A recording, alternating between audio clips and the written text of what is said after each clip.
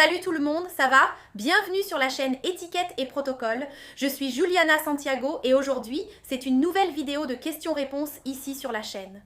Comme vous l'avez sûrement remarqué, j'essaie toujours de faire une vidéo de questions-réponses au moins une fois par mois, car cela me permet de répondre aux questions les plus fréquentes que vous m'envoyez sous les vidéos précédentes. Donc, si vous avez une question, que ce soit sur le sujet de cette vidéo ou sur d'autres thèmes liés à l'étiquette, protocole, bonne manière, art de la table, recevoir chez soi, bref, laissez un commentaire ci-dessous, je suis là pour vous aider. Peut-être serez-vous dans la prochaine vidéo de questions-réponses.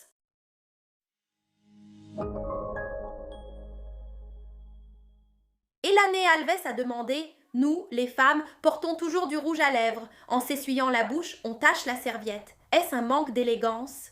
Oui, il n'est pas recommandé de salir toute votre serviette avec du rouge à lèvres. L'idéal d'ailleurs, c'est que vous vous dirigiez à table en ayant déjà retiré l'excès de rouge à lèvres sur votre bouche.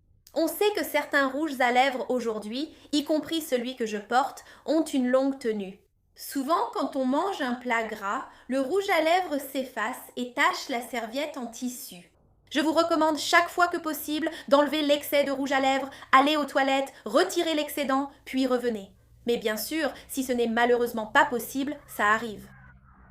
Mais il est aussi important de préciser que lorsque vous essuyez votre bouche, il faut le faire en tapotant doucement. Donc le transfert est beaucoup moins important que lorsque vous faites un nettoyage général en utilisant votre serviette en tissu. J'ai récemment réalisé une vidéo pour l'IEP sur la serviette en tissu. Je mets le lien ci-dessous et vous invite à la regarder. Lydia Sylvia a demandé « Comment refuser poliment des invitations ?» Lydia, la première chose à faire lorsque tu reçois une invitation, même si tu sais déjà que malheureusement tu n'as pas envie d'y aller ou que tu n'es pas vraiment intéressé par cet événement, c'est de remercier. Donc, remercier est toujours la première étape. Tu reçois une invitation, par exemple, je t'invite chez moi, mais tu n'as pas envie de venir. Tu dis « Juliana, merci beaucoup pour ton invitation, je suis très heureuse que tu aies pensé à moi, mais malheureusement je ne peux pas. » D'abord, il faut toujours remercier la personne pour son attention. Le deuxième point, si tu sais déjà que tu n'iras pas, décline l'invitation. Il n'est pas utile d'accepter juste pour accepter. Marly Correia Tavares a demandé « Comment placer sur la table le verre d'eau et le verre de vin blanc ?» Dans ce cas, Marly, il faut placer le verre d'eau et à côté, placer le verre de vin blanc, d'accord ? Le verre d'eau sera toujours le premier verre et le verre qui sera à côté est celui de la boisson qui sera servie lors de cet événement, dans cette situation. Il peut arriver à ce moment-là, lors de ce repas, qu'il y ait plusieurs boissons servies car elles vont s'accorder avec les plats qui seront également présentés. Donc, il peut arriver que nous ayons un verre de vin blanc, mais aussi un verre de vin rouge et plusieurs verres présents sur la table.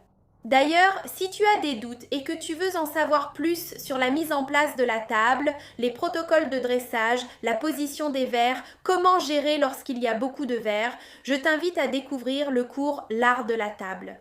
C'est un cours de notre école que j'anime où je parle de tous ces aspects, aussi bien pour une table dressée de façon plus formelle que pour une table dressée de façon plus informelle. D'ailleurs, je vous l'enseigne. Comment tu vas créer l'habitude de dresser la table chez toi et améliorer incroyablement tes relations? Le lien est juste en dessous. Comment affronter une dispute poliment, faire en sorte qu'elle se termine rapidement et sans perdre son élégance? Eh bien, je pense qu'il y a ce dicton dont on plaisante, n'est-ce pas? Si l'un ne veut pas, il n'y a pas de dispute.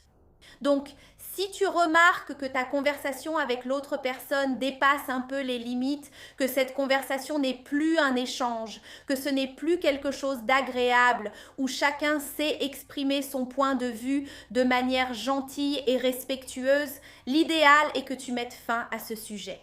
Justement parce qu'il est normal de vivre dans une société où les gens pensent différemment de nous. Le monde est ainsi, personne ne pensera exactement comme nous à 100% sur tous les sujets. Et parfois, il y a une personne que tu aimes beaucoup et sur ce point-là, elle n'est pas d'accord avec toi. Tu finis par perdre l'amitié de quelqu'un de très cher simplement à cause d'une situation particulière.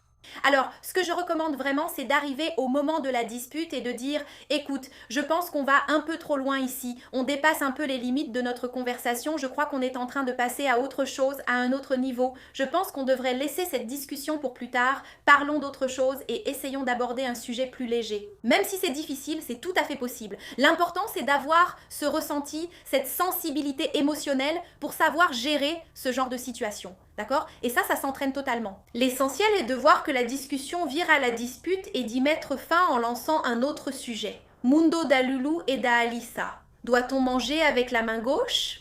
Non, manger avec la main gauche n'est pas obligatoire. Il existe deux principaux styles à table, continental et américain. J'aborde ce sujet plus en détail dans mon cours privé d'étiquette et de bonnes manières, dont je mets le lien ci-dessous. L'IAP propose plusieurs cours sur différents sujets, donc il est important que vous restiez attentifs au site de notre école ainsi qu'à notre compte Instagram. Parce que je partage toujours des actions, des nouveautés et des offres exclusives pour les personnes intéressées à participer à nos cours. Donc je serai très heureuse de vous avoir sur Instagram pour que vous puissiez suivre ces nouveautés et qui sait, peut-être participer au cours. Je vais laisser les liens vers ces deux formations ci-dessous pour que vous puissiez consulter le contenu et voir ce qui vous convient le mieux. De nombreuses personnes suivent toutes les formations car leur contenu est très complémentaire. Une formation est l'autre de notre école. C'est Sarah Santos. En rencontrant mes collègues de travail, comment dois-je me présenter? Sarah, tu peux te présenter et je trouve ça génial que tu veuilles te présenter à tes collègues au cas où quelqu'un ne le ferait pas. L'idéal, c'est que quand tu as un nouveau collègue de travail, tu sois une personne agréable et que tu le présentes même aux autres. Généralement, dans certaines entreprises, avec un service RH plus structuré, c'est même pris en charge. Enfin, généralement, l'entreprise charge même une personne de faire, n'est-ce pas, la présentation. On présente tout le monde du département, n'est-ce pas? On met quelqu'un là pour être ce facilitateur pour cette personne.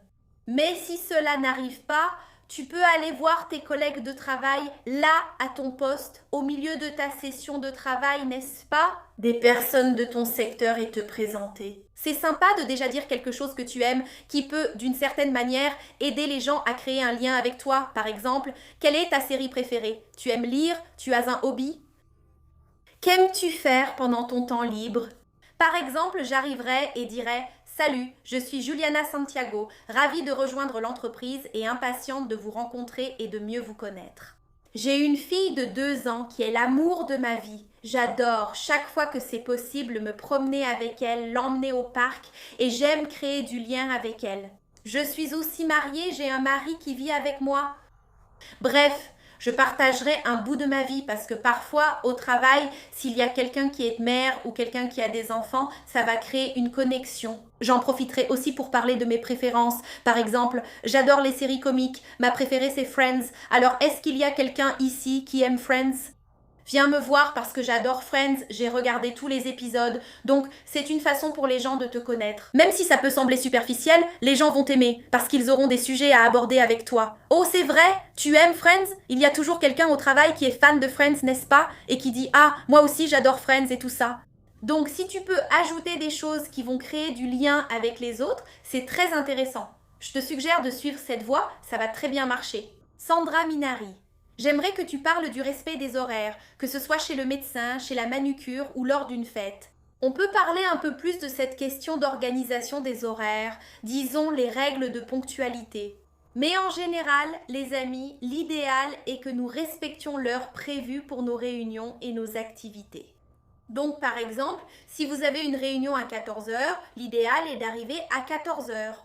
Dans les environnements sociaux, vous pouvez avoir jusqu'à 15 minutes de retard. C'est une tolérance acceptée. Et si vous allez être beaucoup plus en retard, il est important de prévenir.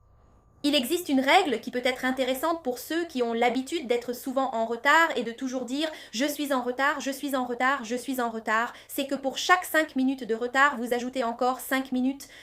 Donc, si vous allez avoir 5 minutes de retard, dites que vous en aurez 10. Annoncez 20 minutes de retard si vous êtes en retard de 15 minutes. Selon votre situation, je vous suggère même d'exagérer un peu et d'ajouter jusqu'à 10 minutes de plus. Par exemple, si vous allez avoir 5 minutes de retard, dites que vous allez avoir 15 minutes de retard, comme ça vous arrivez à l'heure, avec plus de sécurité et de tranquillité. Ça ne sert à rien, surtout lors d'une réunion commerciale, d'arriver trop précipitamment, d'arriver très nerveuse, anxieuse. Donc, l'idéal, c'est de se préparer, surtout si vous allez faire une vente, entrer dans un processus de négociation avec quelqu'un, faire une présentation et que vous arrivez là toute paniquée. Mon Dieu, pardon, pardon. Cela, d'une certaine manière, te met un peu mal à l'aise et tu mets du temps à retrouver tes repères, ton centre. Donc, chaque fois que tu peux te donner entre 5 et 10 minutes d'avance, c'est ce que je recommande. Je pense que ce sera très bien pour toi qui as l'habitude d'être en retard. Tu te prépares déjà et tu aides aussi les autres à se préparer. Mais bien sûr, l'idéal est toujours d'arriver à l'heure dans les situations professionnelles et 15 minutes de retard pour les situations sociales, parce que là, c'est déjà une occasion totalement différente, n'est-ce pas? Tu es à une fête, à une petite réunion chez quelqu'un, donc c'est un autre contexte. Et pour toi qui aimes les vidéos, qui m'a déjà envoyé des questions auparavant, tu veux savoir si on a répondu à ta question? Ici à côté, je laisse la playlist avec les vidéos 1 et 2 car celle-ci est la troisième de la série questions-réponses sur la chaîne Étiquette et Protocole. Je m'arrête là. Merci beaucoup d'avoir regardé cette vidéo et à la prochaine.